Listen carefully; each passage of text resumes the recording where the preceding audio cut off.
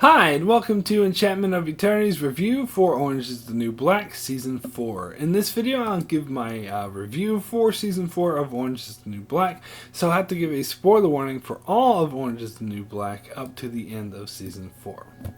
So in the quick review I did for Seasons 1 through 3 of Orange is the New Black, I talked about how much I liked Season 1 of the show, but felt that the show dipped in quality after that, as it lost its focus on the main character who became more of a side character, and then the plot seemed to lose its focus and just be all over the place. Season 3 in particular I felt was really bad, as at one point in the season I asked myself why I was even bothering to watch this show, as I wasn't really invested in any of the storylines, so it was kind of a chore to get through Season 3. But once I did, I wouldn't say it was a horrible season. It had some of its upsides, but I definitely think it lost some qualities since Season 1.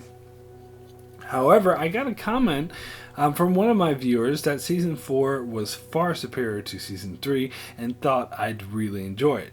Now, did I absolutely love this season? I'm afraid the answer is no. But did I think that this season was a massive improvement from Season 3? The answer is most definitely yes. I felt this season had a lot more focus than the two previous seasons, and that storylines were more compelling. So I didn't at all find it a chore to get through this season. In fact, I was very excited to see the next episode. However, I stand by my statement that I think Orange is the New Black would fit better as being released weekly rather than a binge show, as the episode structure tends to be more fitting if you watch it week to week. However, I do think that statement applies more to previous seasons than this one.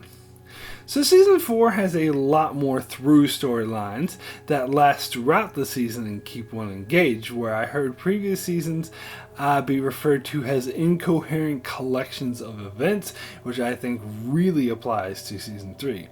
The season also had a lot of interesting commentary to make on current events and the relationship between guards and prisoners, race relations, and the criminal justice system overall.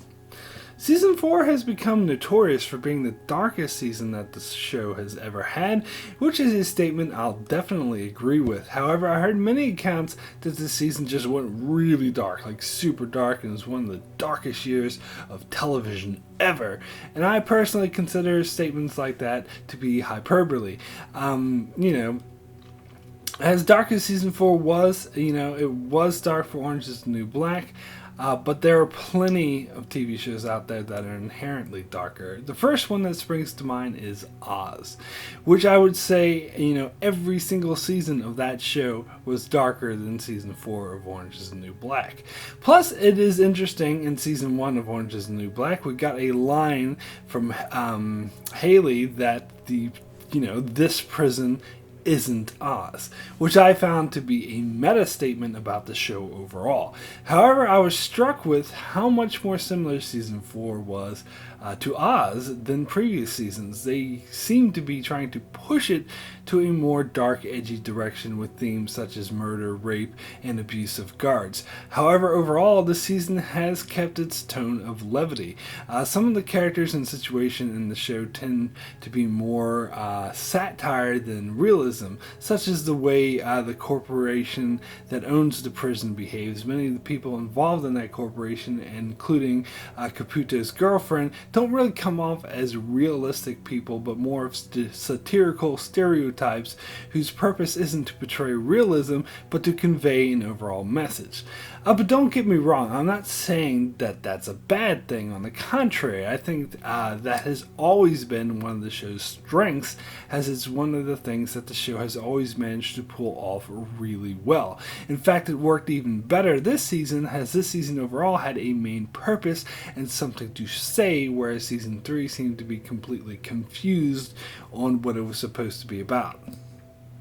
So, despite being the darkest season of the series, a lot of this season did maintain its lightheartedness and comedic aspects, which is why it's hard for me to say that this is one of the darkest seasons of any show. However, there was a sense of foreboding in a lot of storylines and a lot of really powerful moments throughout the season. The main storyline was about the guard walkout at the end of season 3 and how most of the guards had to be replaced by veterans who ended up being a bit more hard-ass. In particular was the new captain of the guard, Piscatella, who by the end of the season became a major problem as he always allowed his guards to use inhumane treatments such as forcing inmates to stand on tables for days on end and not allowing an inmate to get any sleep.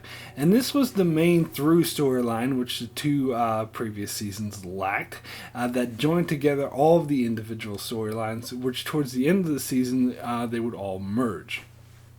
And all in all, I loved the storyline and thought it was the strength of the season. It was great to have a uniting factor that tied everything together at the end. You also had a fascinating storyline with Alex Voss surviving the hired goon who sent to kill her by being saved by Lori Petty's character Lolly. However, because she's a bit insane, there's always the risk that she'll give it away that she killed someone, and eventually Alex brings in other people into the circle by letting them know what she's done, including Freda, Red, and eventually Piper. And there was a level of tension throughout as Alex had to deal with the internal consequences of killing someone, and the rest of them had to worry about Lolly giving them away. In fact, when the body was found and they locked down the whole prison, it was just super intense, and the ending to that was just heartbreaking when Haley had, formed a bond with Lolly and empathized with her, and because of this experience that he had with his mother, who was also mentally unstable, and he had to give her up. It was just so heartbreaking. It's one of the things people might have found sad about this season. So all in all, a very powerful storyline. So like every year, this season contained a lot of through storylines throughout, such as Tasty becoming Caputo's assistant, Caputo getting a girlfriend, Sophie being stuck in isolation for months and a plot to get her out, Nikki returning from Max and dealing with her drug problem again, Crazy Eyes dealing with her failed relationship with Kikuto, Cindy dealing with her new Muslim bunkmate, the Latinas running a drug ring, Marletto dealing with a marriage where she can never see her husband, Alita getting out of prison, and a lot of other interesting stuff. Some of these were okay, some boring, but as I said, I liked how they were all tied together by the connecting through line. A couple of important storylines worth note is Piper's failed venture with the panty business and how her arrogance led to a feud with the Latinas, and she inadvertently joined up with a white power group. In fact, she was partly responsible for creating it. I still think Piper is featured less than she was in season 1 and is less interesting, but she is more interesting than she was last season, where I didn't even like her character anymore.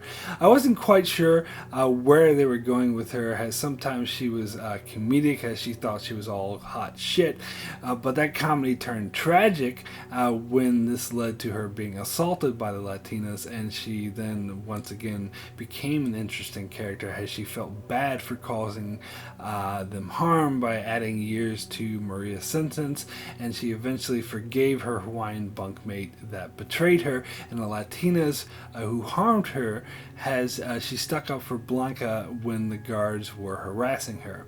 It was also great seeing her make up with Alex when she realized what Alex was going through. So although Piper wasn't one of my favorite characters this season, I think they went a long way to making her character interesting again.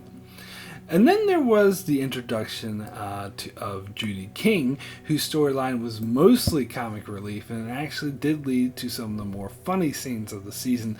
But at the same time, it was a huge social commentary, as because of, this inmate was a rich celebrity, she was treated like royalty, and in fact at times had more say on what happened than the guards did.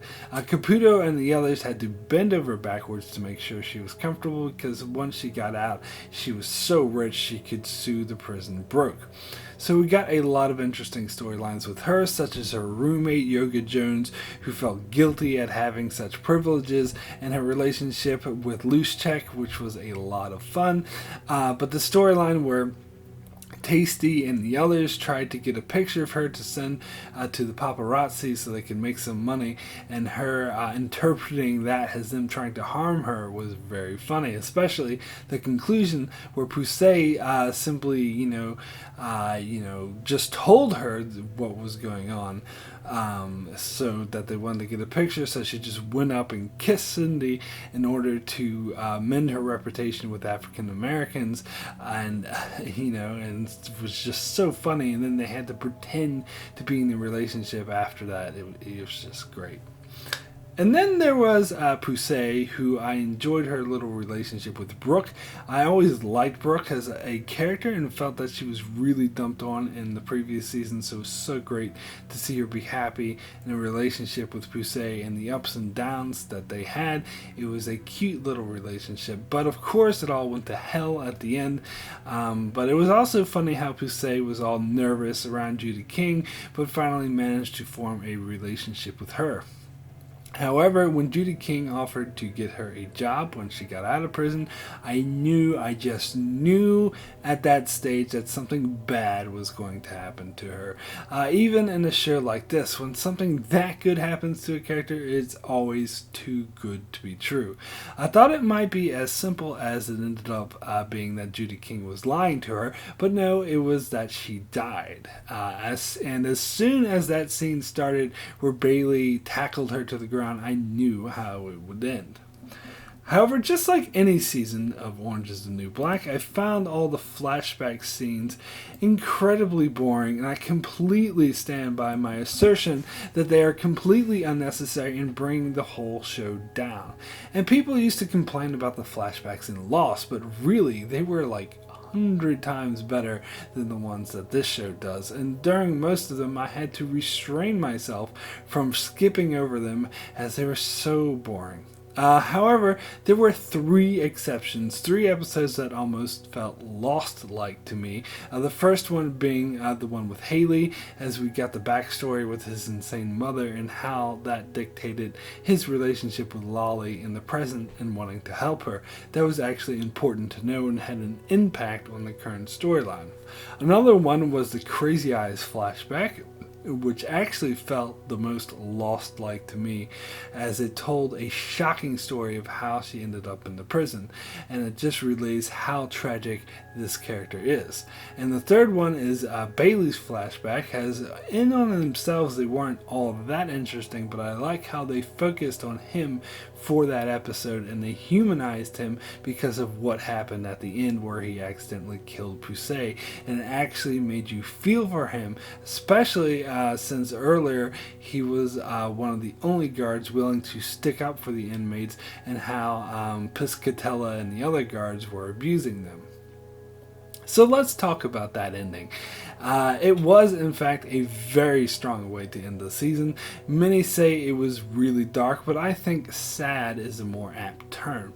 It's also filled to the brim with social commentary, as I couldn't help but notice the similarities between Poussey's death to the film Fruitvale Station, which of course was based off true events, how it was about a situation that got unnecessarily out of control because law enforcement overreacted, which led to an inexperienced rookie accidentally killing someone who wasn't actually doing anything wrong. It was interesting that the corporate lackeys wanted to blame it all on Bailey, but Caputo wouldn't go for it. When Caputo was ready to make his public announcement, I knew that there was no way in hell that he would simply just read the crap that the corporate lackeys wanted him to read, and that he would simply throw Bailey under the bus. So I knew he was going to go off script, and while what he did may seem heroic because you as the audience members know that it wasn't really his fault, Tasty's reaction is also totally understandable, how she flips her lid, which leads to a full-blown riot, and that's understandable concerning how poorly everything was handled before then with the abuse of guards, and then simply leaving Poussey's body in the cafeteria for days. Personally, I I blame Piscatello for what happened, as he overreacted by forcing the inmates who were just peacefully protesting down in the first place, which led to the guards being overwhelmed, which is why that fatal mistake happened. So I think that's what Caputo's mistake was. Is that instead of throwing Bailey under the bus, he should have thrown Piscatello under the bus, as it was all really his fault. And Caputo wasn't really happy with him anyway, so I don't know why he didn't do that. So while it was noble to try to say it's nobody's fault, the corporate lackeys were actually wise to point out that they had to shift blame somewhere. And, Caputo shifted the blame. If he had shifted the blame to Piscatella, I'm sure the inmates wouldn't have responded the way that they did, as Piscatella was the one they were ultimately angry with anyway. And then, of course, this leads to the big cliffhanger ending where the inmates riot and Denara gets her hands on a gun. I thought it was odd that they choose her character as the one who gets the gun, as she barely appeared this season. No doubt they plan on exploring her more next season. Either way, it was a really exciting cliffhanger. The Walking Dead should take note, as it totally sucks at cliffhangers. Whereas this one wasn't too gimmicky. It didn't have, her doing eeny, meeny, miny, mo with the gun and then fade to black and have the gun go off in black, so who died? Which would have been really cheesy. But it's not The Walking Dead. It has a better cliffhanger. It gave us a really exciting situation that I thought was a great ending. So all in all, I'm really happy with this cliffhanger ending. So my rating for Orange is the New Black Season 4 out of 10 is an 8, extremely good. This may be my favorite season of Orange is the New Black, although I'll have to go back and rewatch Season 1 again before making those kinds of statements, but it's definitely my favorite season since Season 1. It was very impactful with a lot of great, powerful moments, interesting storylines throughout. However, just like any season of Orange is the New Black, the flashbacks held it back, and it did have a lot of dull to mediocre storylines that felt like they were just there to take up the runtime of the show. So not a perfect season, but a very powerful one nonetheless. So that's it for my review of Orange is the New Black Season 4. Be sure to check out my channel as I cover many other shows like Game of Thrones, Star Trek, Dark Matter, Mr. Robot, and more. So be sure to subscribe so you can keep up with all of that. And thanks a lot for watching.